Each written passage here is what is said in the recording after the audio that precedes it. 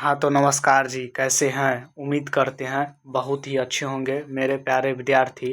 तो हम लोग आज के इस वीडियो में फिजिक्स के चैप्टर नंबर 1 का ऑब्जेक्टिव क्वेश्चन करेंगे, जो बिहार के बोर्ड एग्जाम के लिए बहुत ही महत्वपूर्ण होगा। तो चलिए हम लोग इस वीडियो को स्टार्ट करते हैं। चैप्टर का क्या नाम है?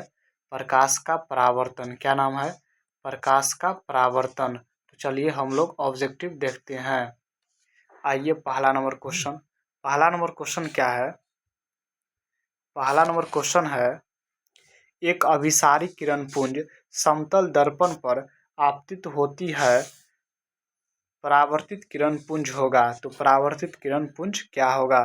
तो क्या होगा? अभिसारी होगा। क्या होगा? अभिसारी। तो ऑप्शन क्या हो जाएगा? बी हो जाएगा।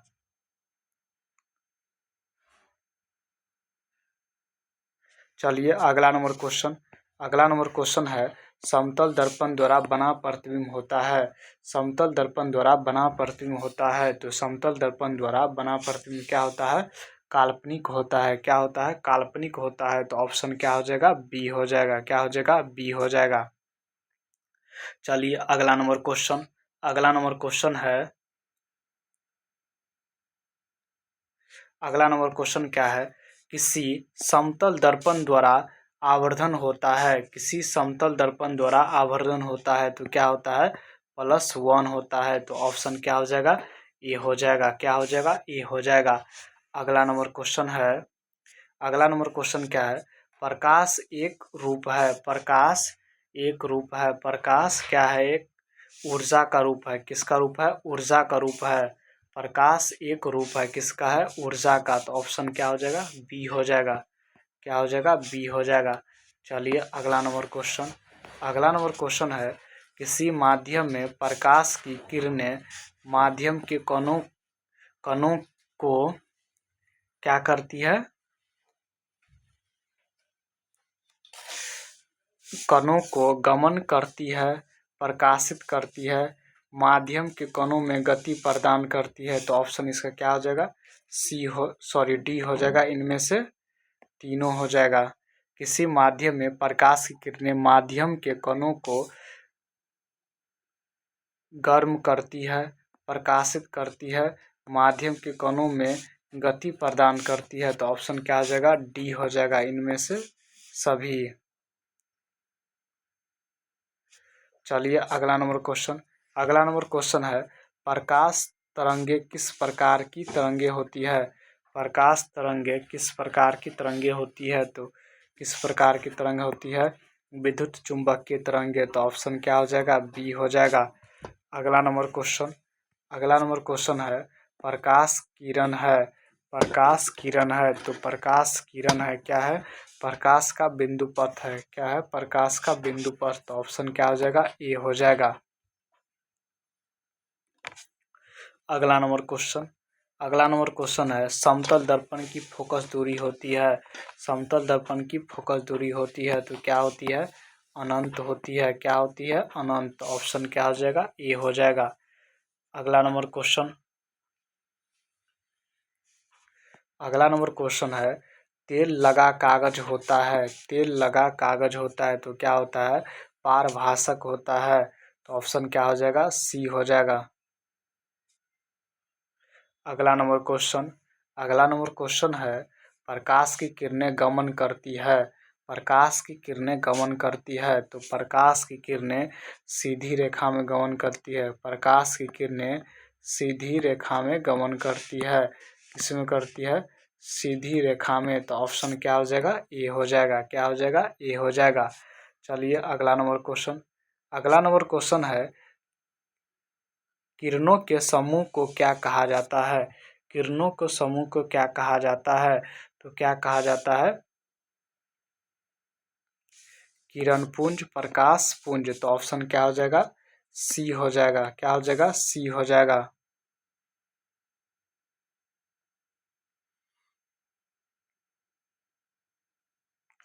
अगला नंबर क्वेश्चन है, सूर्य से आने वाला प्रकाश पुंज कैसा है? सूर्य से आने वाला प्रकाश पुंज कैसा है? तो कैसा होता है? समांतर प्रकाश पुंज होता है। क्या होता है? समांतर प्रकाश पुंज होता है। ऑप्शन क्या हो जाएगा, सी हो जाएगा। क्या हो जाएगा, सी हो जाएगा। अगला नंबर क्वेश्चन, किसी प्रकाश स्रोत के सामने एक रुकावट रख देने पर बनती है। किसी प्रकाश स्रोत के सामने एक रुकावट रख देने पर बनती है, तो क्या बनती है,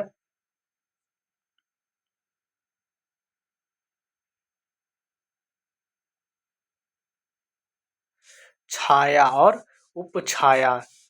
तो ऑप्शन क्या हो जाएगा, डी हो जाएगा। क्या हो जाएगा, डी हो जाएगा।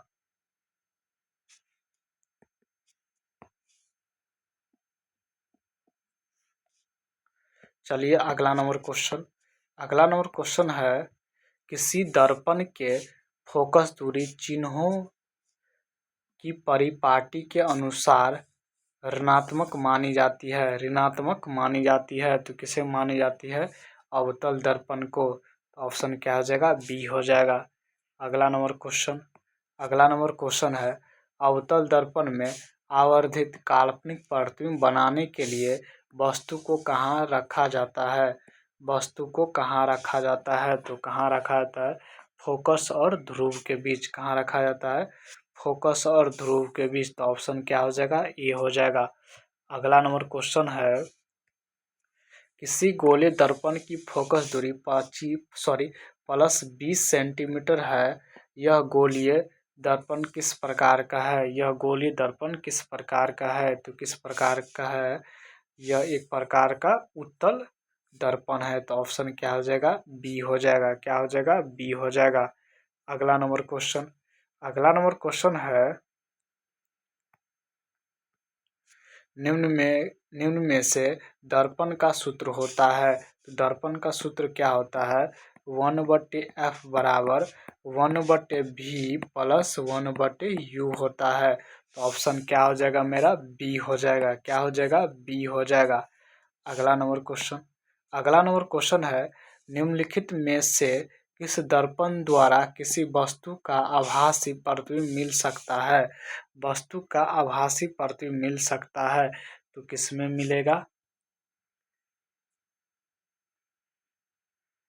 आभासी प्रतिबिंब समतल दर्पण में, उत्तल दर्पण में, अवतल दर्पण में। तो तीनों में मिलेगा। तो ऑप्शन क्या हो जाएगा, डी हो जाएगा। क्या हो जाएगा, डी हो जाएगा।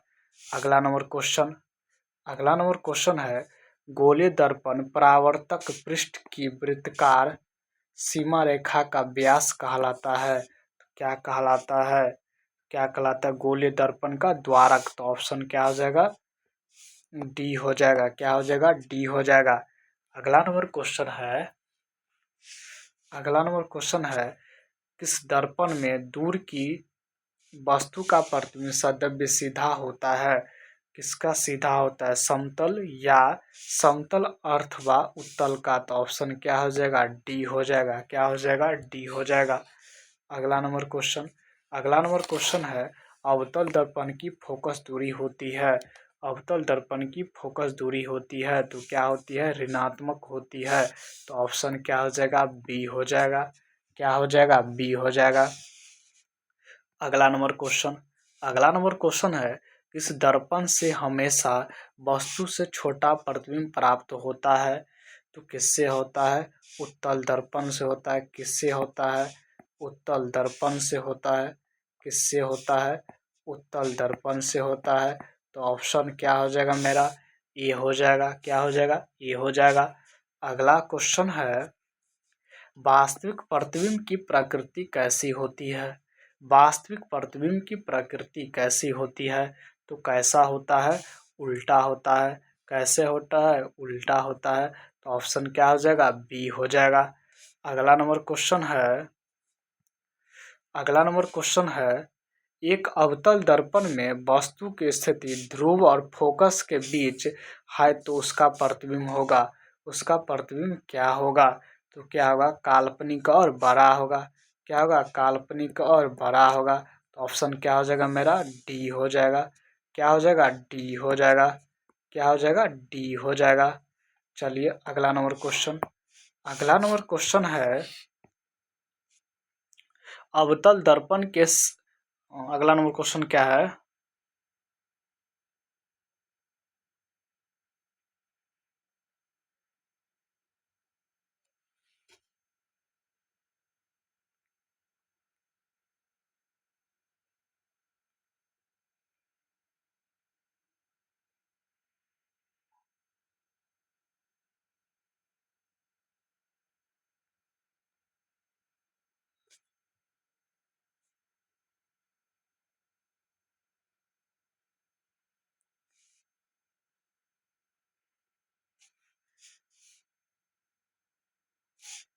अगला नंबर क्वेश्चन क्या है? अगला नंबर क्वेश्चन क्या है? अवतल दर्पण में आभासी और सीधे प्रतिबिंब के लिए आवर्धन होता है। आवर्धन होता है तो क्या होता है? धनात्मक होता है। क्या होता है? धनात्मक होता है। तो ऑप्शन क्या हो जाएगा? बी हो जाएगा। अगला नंबर क्वेश्चन है F बराबर R/2 सत्य है केवल। F बराबर R/2 किसके लिए सत्य है? किसके लिए सत्य है? अवतल दर्पण में और उत्तल दर्पण में, दोनों के लिए सत्य है। तो ऑप्शन क्या हो जाएगा मेरा? ऑप्शन क्या हो जाएगा? सी हो जाएगा। क्या हो जाएगा? सी हो जाएगा। चलिए अगला नंबर क्वेश्चन है अवतल दर्पण के सामने वस्तु को कहाँ रखा जाए ताकि प्रतिबिंब उल्टा, वास्तविक और समान आकार का बने? कहाँ रखेंगे? वक्ता केंद्र पर। तो ऑप्शन क्या हो जाएगा? सी हो जाएगा। क्या हो जाएगा? सी हो जाएगा। चलिए अगला नंबर क्वेश्चन है फोकस पर। अगला नंबर क्वेश्चन क्या है? फोकस पर अभिसरित करने वाला किरण पुंज परावर्तन के बाद समांतर हो जाता है। समांतर हो जाता है तो कौन सा दर्पण है? तो कौन दर्पण है? अवतल दर्पण है। तो ऑप्शन क्या हो जाएगा? ए हो जाएगा। अगला नंबर क्वेश्चन है किस दर्पण का दृष्टि क्षेत्र बड़ा होता है? किसका होता है बड़ा? तो उत्तल दर्पण का। तो ऑप्शन क्या हो जाएगा? सी हो जाएगा। अगला नंबर क्वेश्चन है गोलीय दर्पण की फोकस दूरी उसकी वक्ता त्रिज्या की क्या होती है? तो एफ बराबर क्या होता है? फॉर्मूला R/2 होता है। तो देखिए यहाँ पे क्या होता है? आधी होता है। यहाँ पे देखिए 1/2 गुने R। तो क्या हो रहा है? आधा हो रहा है। तो ऑप्शन क्या हो जाएगा मेरा? आधी हो जाएगी। तो ऑप्शन क्या हो जाएगा? बी हो जाएगा।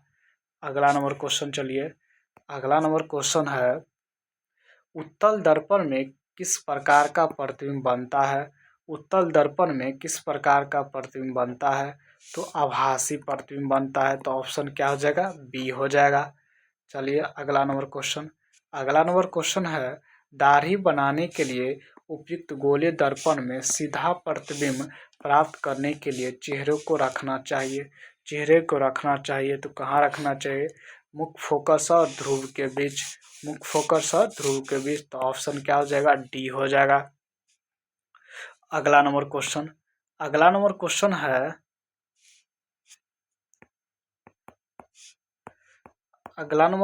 है किसी कार का किसी कार का अग्रदीप में प्रयुक्त दर्पण निम्न में से कौन होता है? तो कौन सा दर्पण होता है? उत्तल दर्पण। तो ऑप्शन क्या हो जाएगा? बी हो जाएगा। अगला नंबर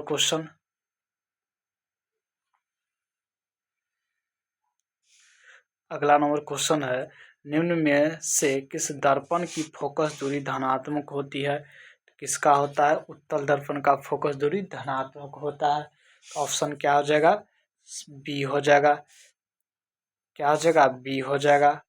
चलिए अगला नंबर क्वेश्चन है किस दर्पण का उपयोग सामान्यतः वाहनों का प्रसिद्ध दृश्य दर्पण के रूप में किया जाता है?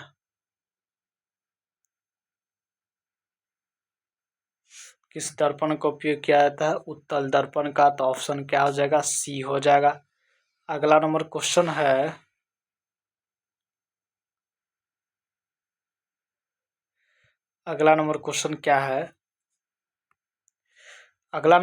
है रोगियों के नाक, कान, गले आदि के जांच के लिए दर्पण प्रयोग करते हैं।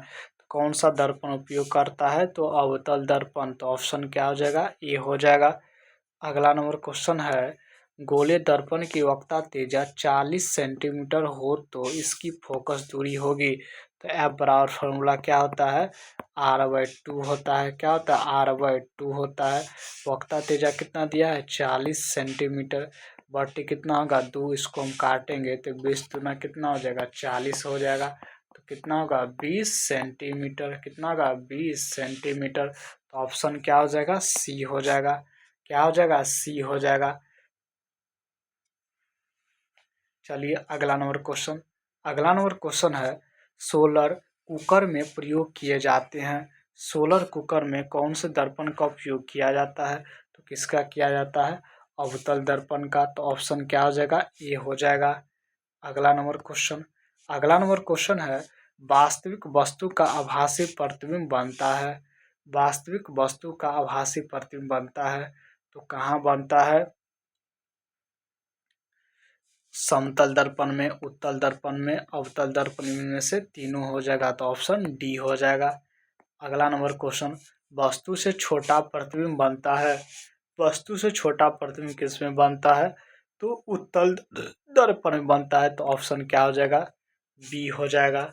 अगला नंबर क्वेश्चन सिनेमा के पर्दे पर किस प्रकार का प्रतिबिंब बनता है? किस प्रकार का प्रतिबिंब बनता है?